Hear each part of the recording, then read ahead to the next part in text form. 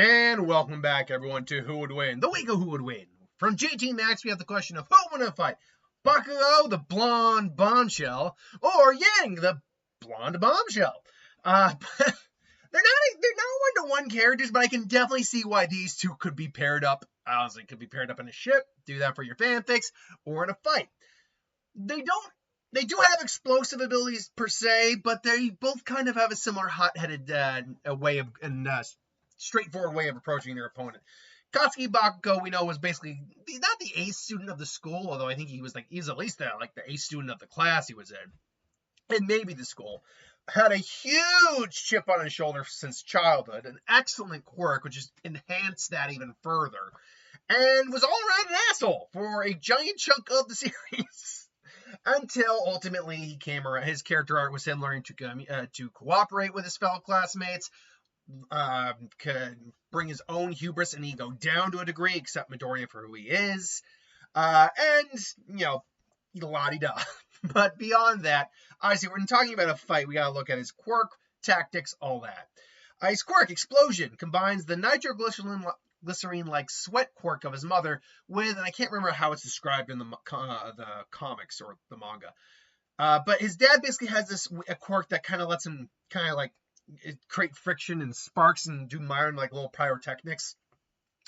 Nothing's amazing. But when you combine the fact that you can have nitroglycerin-like sweat, and you can just immediately just cause friction and just cause it to explode, you have now a massive explosion-based quirk. Bakugo is limited, though, by the sweat on his palms. He even admits that himself, that it's only the sweat on his palms that does the quirk.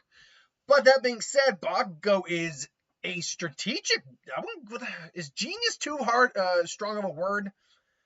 He is an expert tactician when using his quirk. Not only can he just do basic but powerful explosions to injure or just offset an opponent's attack, injure an opponent, offset their attack, blind them temporarily. He can also increase his explosions with both hands for much larger explosions. It all depends on the amount of sweat he's accumulated on his palm. If he hasn't had a chance to accumulate a lot of sweat, it's not going to be a very big explosion. He can do, as he calls it, the AP shot or armor piercing shot, where he basically concentrates his quirk through his hand basically, and just almost does like a concentrated laser shot. He can do scatter fire, like a shotgun shell kind of shot.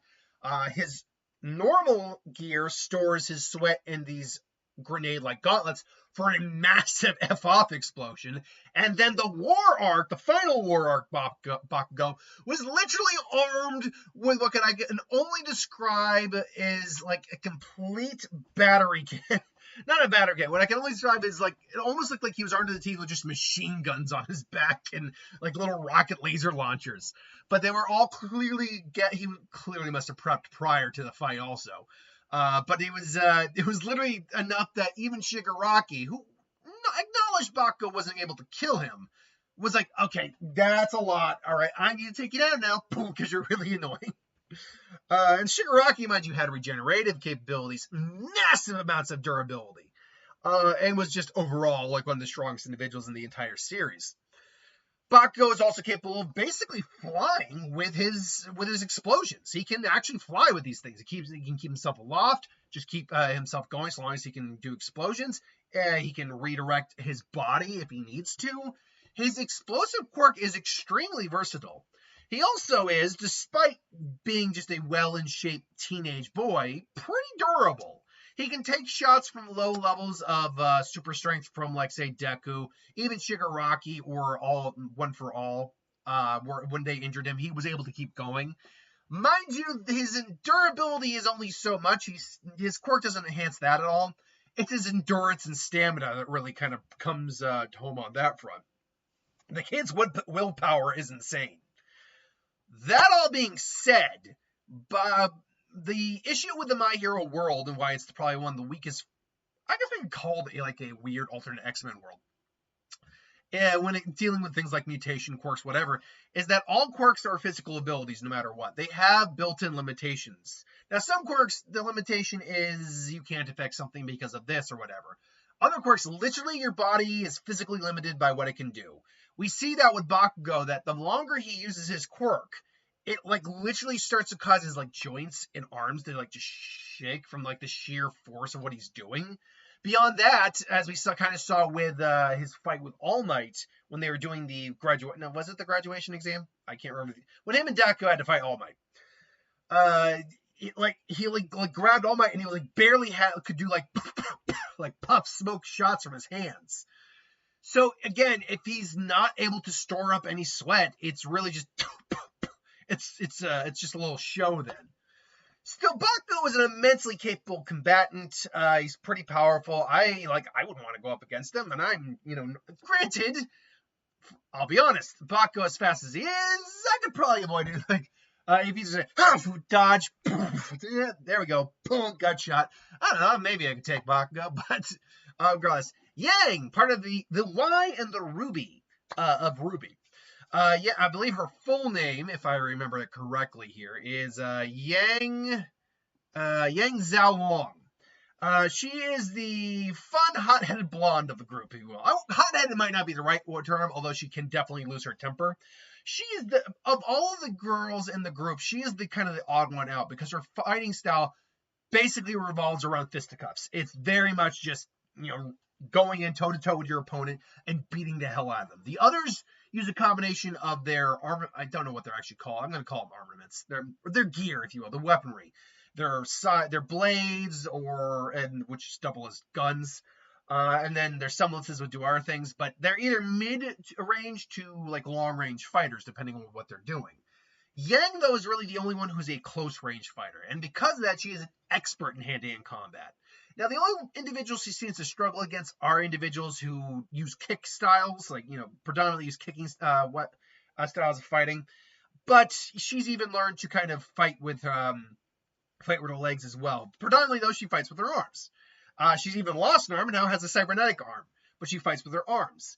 And she boxing hand-to-hand. She is an expert in like just straight out, brawling. But that's also doubled up with her armament, which basically are two gauntlets that, A, can increase the punching power, but B, also, as everything in RWBY does for weapons, doubles as a gun, which fires dust, which is these elemental, dust that do have elemental effects when you fire them. So, in essence, she kind of is able to do the Bakugo thing where she throws a punch and fires. The difference is Bakugo doesn't actually have to throw a punch, he just has to have his palm open. I forgot to mention, Bakugo can also store his sweat in little grenades. I actually forgot about that. So, there you go. And so, her explosions are not quite the same level as Bakugo. I'm going to break these down individually in a little bit. But still, she's also pretty good with tactics when she needs to be, but she's a lot more just go for the throat when she wants to. When push comes to shove, she's more like, let's just beat him up. And when she needs to, she can activate her semblance called Burn, which basically a semblance is kind of like the special factor a lot of people have. Sorry, I heard my phone ring. Hers is called Burn, which essentially makes her eyes glow red, turns her yellow hair a bit more fiery, and in her case, allows her to absorb kinetic energy and release the kinetic energy back. In essence, it's a weird combination of, say, Sebastian Shaw's mutation from the X-Men series, where he can absorb kinetic energy.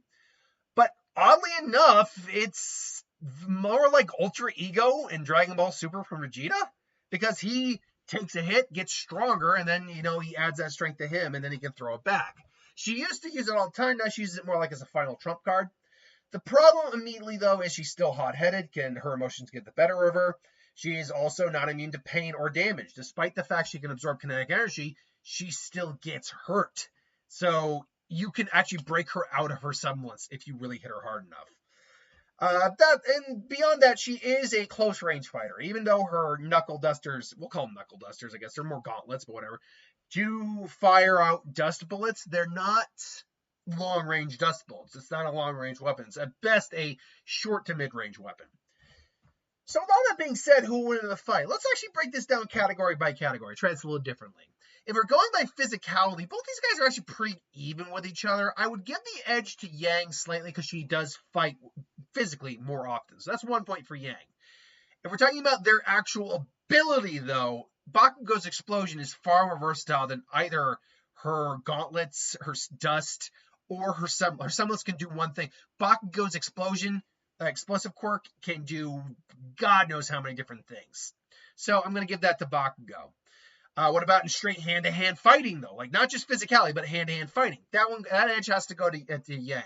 Despite Bakugo being an extremely difficult opponent, if you actually break down fighting styles, he's actually not that good of a fighter.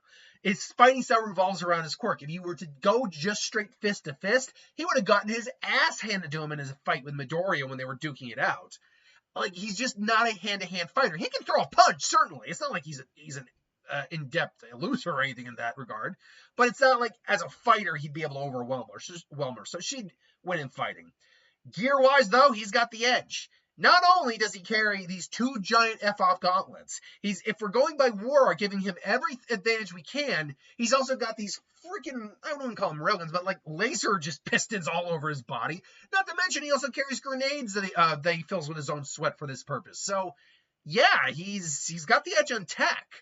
So then what about special abilities? The semblance versus, well, really would just be his quirk, wouldn't it? So this is where what about strategy? I would say Bakugo's a little bit more strategic than her on a regular basis, but that's not to say she can't be strategic. It's just not usually her MO.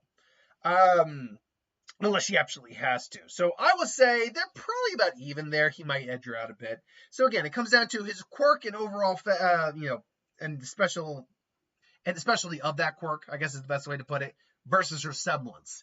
This, I think, is the real where we figure out the win.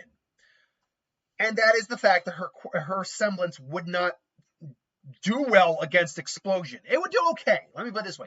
Because an explosion has a lot of concussive force, which would translate to kinetic energy. Great. The problem is she still takes that damage, and his explosion quirk isn't solely concussive. There's still fire along that. So there's also a burning effect, which means she cannot take a lot of hits from his quirk.